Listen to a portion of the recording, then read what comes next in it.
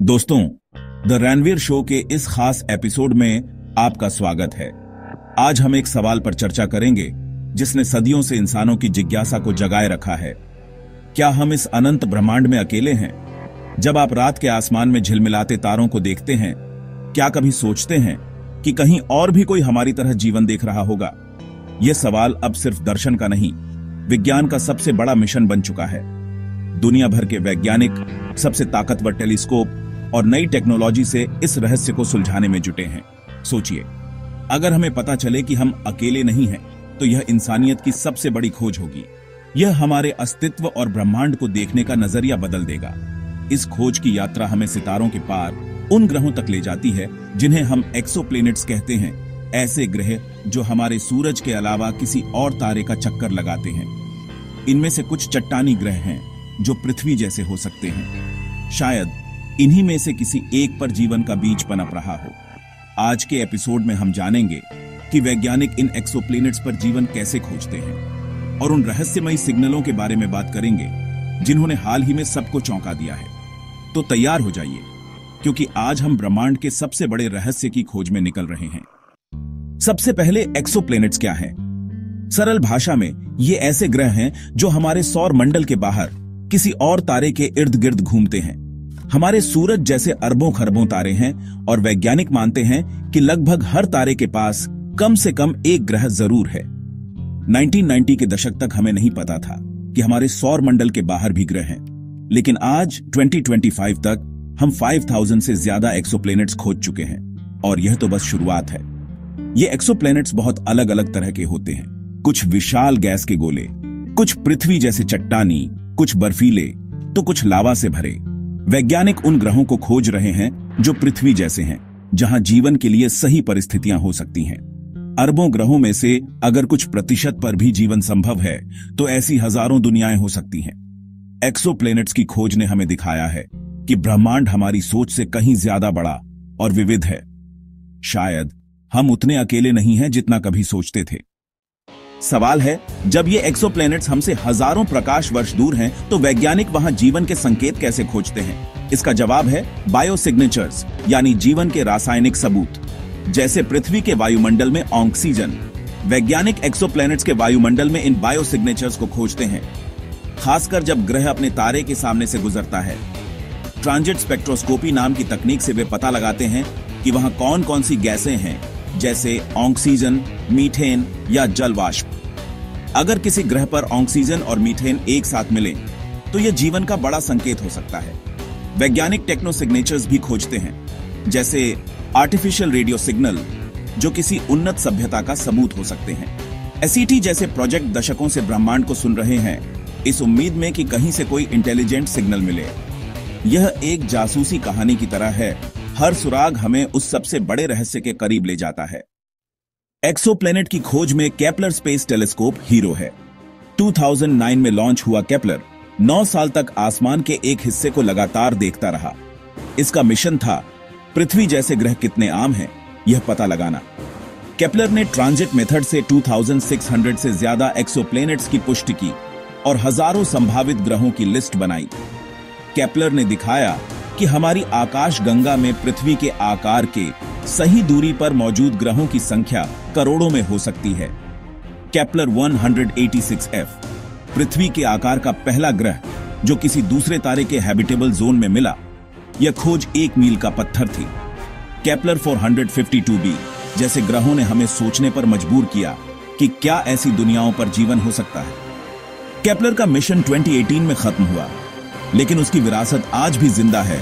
उसने ग्रहों का खजाना दिया है जिस पर भविष्य के मिशन काम कर सकते हैं।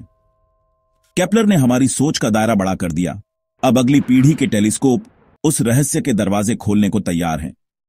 केपलर ने दूर के ग्रह दिखाए, लेकिन अब कहानी हमारे करीब आ रही है। 2018 में नासा ने टेस लॉन्च किया, एक नया शिकारी।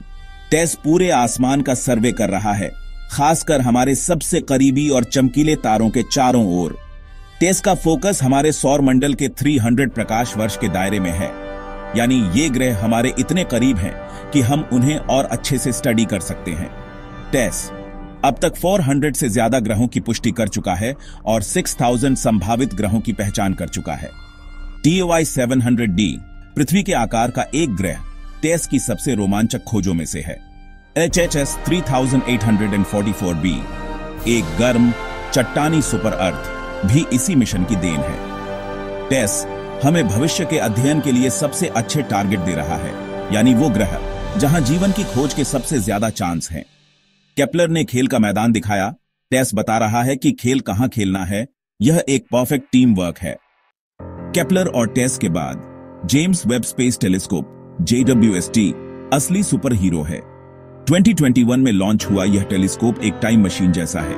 JWST का मुख्य मिशन है एक्सोप्लैनेट्स के वायुमंडल का अध्ययन करना और वहां जीवन के संकेत ढूंढना। यह इंफ्रारेड लाइट में देखता है, जिससे वह दूर के ग्रहों के वायुमंडल में छिपे राज जान सकता है। JWST ने WASP 96b के वायुमंडल में पानी और WASP 39b में पहली बार कार्बन डाइऑक्साइड खोजी। ये खोजें दिखाती हैं कि अब हम सैकड़ों प्रकाश वर्ष दूर किसी ग्रह की हवा में क्या है यह जान सकते हैं। JWST अब TRAPPIST-1 सिस्टम के ग्रहों की जांच कर रहा है, जहां कई पृथ्वी जैसे ग्रह हैबिटेबल जोन में हैं। हर बार जब JWST किसी नए ग्रह की ओर मुड़ता है, वैज्ञानिकों की धड़कनें तेज हो जाती हैं, क्योंकि अगली खोज सब कुछ बदल सकती है। जेम्स वेब सिर्फ एक टेलीस्कोप नहीं, उम्मीद की एक किरण है। अब कहानी के सबसे रोमांचक मोड़ पर आते हैं, एक रहस्यमयी सिग्नल जिसने विज्ञान जगत में हलचल मचा दी। कल्पना कीजिए, आप ब्रह्मांड को सुन रहे हैं और अचानक एक ऐसा सिग्नल मिलता है जो किसी भी प्राकृतिक स्रोत से मेल नहीं खाता। प्रॉक्सिमा सेंटोरी हमारे सबसे करीबी तारे से 2019 में वैज्ञानिकों को एक अजीब रेडियो सिग्नल मिला, जिसे BLC-1 नाम दिया गया। यह सिग्नल बहुत संकीर्ण फ्रीक्वेंसी पर था, ठीक वैसा जैसा हमारी टेक्नोलॉजी बनाती है। जब टेलीस्कोप तारे से हटाया गया, सिग्नल गायब हो गया, फिर वापस तारे की ओर किया तो सिग्नल फिर आ गया। वैज्ञानिक महीनों तक डेटा का विश्लेषण करते रहे। क्या यह सच में किसी एलियन सभ्यता का सिग्नल था? आखिरकार पता चला कि यह सिग्नल शायद पृथ्वी पर मौजूद किसी खराब रेडियो उपकरण से आया था। यह नतीजा निराशाजनक था, लेकिन इसने सिखाया कि टेक्नो सिग्नेचर्स की खोज कितनी मुश्किल है। BLC-1 भले ही एलियन न हो, लेकिन इसने उम्मीदों को और मजबूत किया, क्योंकि हम सुन रहे हैं और शायद कोई और भी सुन रहा हो। बायोसिग्नेचर्स की खोज में सबसे बड़ा हॉट टॉपिक है K218b, हमसे 124 प्रकाश वर्ष दूर, एक सुपर अर्थ जो अपने तारे के हैबिटेबल जोन में है। 2023 में जेम्स वेब टेलीस्कोप ने इस ग्रह के वायुमंडल में एक खास गैस का संकेत पाया, डाइमिथाइल सल्फाइड DMS, जो पृथ्वी पर लगभग हमेशा जीवन से जुड़ी होती है। DMS पृथ्वी पर समुद्री प्लवक द्वारा बनती है, तो क्या K218b के महासागरों में भी जीवन है? JWST को वहां मीथेन और कार्बन डाइऑक्साइड भी मिले और पानी के संकेत भी। हालांकि वैज्ञानिक अभी पूरी तरह निश्चित नहीं है कि यह DMS ही है और इसकी पुष्टि के लिए और डेटा चाहिए। यह भी संभव है कि DMS किसी भूवैज्ञानिक प्रक्रिया से बन रहा हो जिसे हम नहीं जानते। K218b की कहानी दिखाती है कि अब हम दूर के ग्रहों के वायुमंडल में जीवन के संकेत खोज सकते हैं। यह पहेली अभी खुली है, लेकिन हम उस संभावना के बहुत करीब हैं कि शायद हम ब्रह्मांड में अकेले नहीं हैं। तो दोस्तों, हमारी यात्रा के अंत में हम फिर उसी सवाल पर लौटते हैं, क्या हम ब्रह्मांड में अकेले हैं? आज हमारे पास इसका निश्चित जवाब नहीं है, लेकिन हम पहले से कहीं ज्यादा करीब हैं। भविष्य में और भी शक्तिशाली टेलीस्कोप जैसे हैबिटेबल वर्ल्ड्स ऑब्जर्वेटरी पृथ्वी जैसे ग्रहों की सीधी तस्वीरें ले सकेंगे। AI की मदद से हम हजारों ग्रहों के डेटा को तेजी से छान सकते हैं और छिपे हुए पैटर्न खोज सकते हैं। खोज सिर्फ टेलीस्कोप तक सीमित नहीं रहेगी, शायद हम नैनो प्रोब्स को हमारे सबसे करीबी एक्सोप्लैनेट्स की ओर भेज सकेंगे। ब्रेक थ्रू स्टारशॉट जैसी परियोजनाएं इसी दिशा में काम कर रही हैं। यह विज्ञान कथा जैसा लगता है, लेकिन यह हमारा भविष्य है। हर नई खोज, हर नया मिशन हमें उस अंतिम उत्तर के एक कदम और करीब ले जाता है। क्या हम कभी एलियन सिग्नल की पुष्टि कर पाएंगे? क्या हमें जीवन का अकाट्य प्रमाण मिलेगा? यही सवाल हमें आगे बढ़ने के लिए प्रेरित करते हैं, क्योंकि यह खोज खुद को समझने की भी है।